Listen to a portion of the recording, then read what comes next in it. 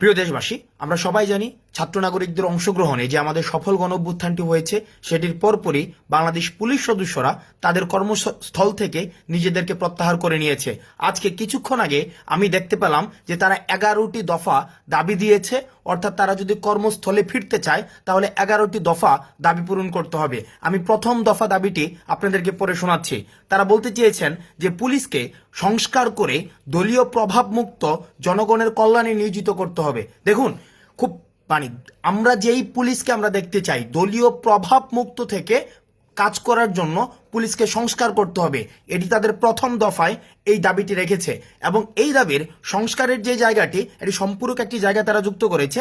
সেটি বলেছে, আমরা যে রঙের ইউনিফর্ম পরিধান করে কলঙ্কিত হলাম সেই পোশাকের রং পরিবর্তন করে কনস্টেবল থেকে আইজি পর্যন্ত একই ড্রেস কোড নিশ্চিত করতে হবে। এটি ছিল তাদের প্রথম দফার ক নাম্বার দাবি। খ নাম্বার দাবিতে তারা বলেছে, আমাদের সকল পুলিশ সদস্য ও তাদের পরিবারের নিরাপত্তা নিশ্চিত করতে হবে এবং এর সাথে সাথে যে সকল সিনিয়র অফিসাররা ক্ষমতার লোভী দালাল পুলিশ অফিসারদের কারণে আমাদের শত শত পুলিশ সদস্য ও সাধারণ ছাত্র জনতা মৃত্যুবরণ করেছে, তাদেরকে গ্রেফতার করে অনীতি বিলম্বে বাংলাদেশের প্রচলিত আইনে বিচার করতে হবে এবং তাদের অবৈধ সম্পদ বাজেয়াপ্ত করতে হবে। এটি অত্যন্ত গুরুত্বপূর্ণ একটি দাবি।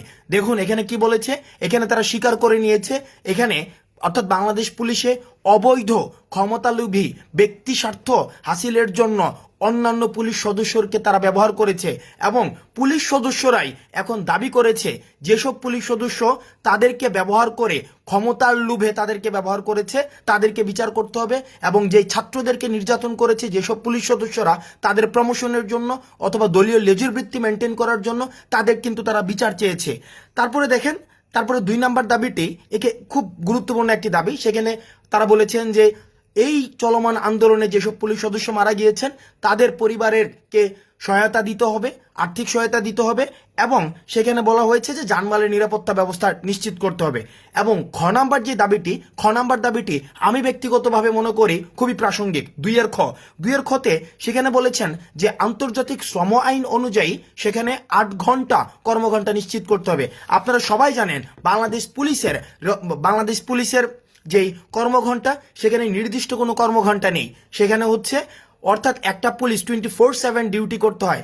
আমরা জানি একটা মানুষের পক্ষে 24 ঘন্টা ডিউটি করা সেটা কখনোই সম্ভব না।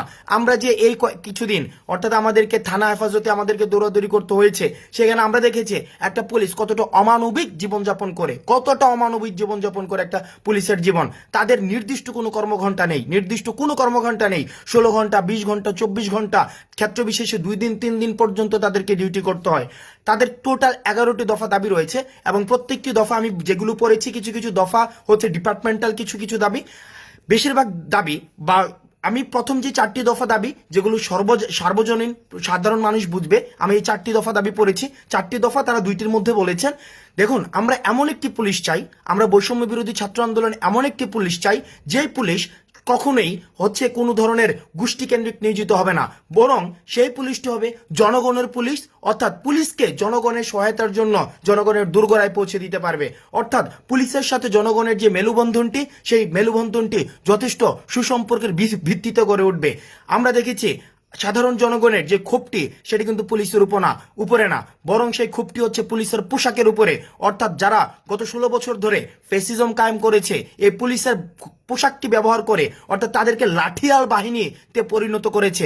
আমরা দেখেছি ছাত্রদেরকে দমন করার জন্য, সুশীল নাগরিকদেরকে দমন করার জন্য, যারাই নীতিগত সংস্কারের কথা বলেছেন তাদেরকে দমন করার জন্য পুলিশকে সবসময় লাঠিয়াল বাহিনী হিসেবে তারা ব্যবহার করেছে ক্ষমতালোভীরা। সুতরাং আমরা পুলিশের যে দাবিগুলো জানিয়েছে এই দাবিগুলোর প্রতি বৈষম্য বিরোধী ছাত্র আন্দোলনের একজন সমন্বয়ক হিসেবে আমি ব্যক্তিগতভাবে, এটি কোনো আমাদের আনুষ্ঠানিক বৈষম্য বিরোধী ছাত্র আন্দোলনের কোনো বক্তব্য নয়, আমি ব্যক্তিগতভাবে এই যে 4টি দাবি সেগুলিকে অত্যন্ত বা 11টি যে দাবি সেগুলিকে অত্যন্ত যুগোপযোগী মনে করছি এবং পুলিশকে জনগণের দুর্গরায় পৌঁছে দিতে এবং পুলিশের যে ভাবমূর্তি ক্ষুণ্ণ হয়েছে সেই ভাবমূর্তিকে আবার সেটাকে ফিরিয়ে আনতে, পুনর্গঠন করতে আমি বিশ্বাস করি এই যে দাবিগুলো সেগুলি প্রাসঙ্গিক। এবং আমরা বলতে চাই ছাত্র নাগরিকের অংশগ্রহণে যে অন্তর্বর্তীকালীন সরকার গঠিত হতে যাচ্ছে, আমরা বিশ্বাস করতে চাই সে অন্তর্বর্তীকালীন সরকার এই 11 দফা দাবিকে অবশ্যই আমলে নেবে।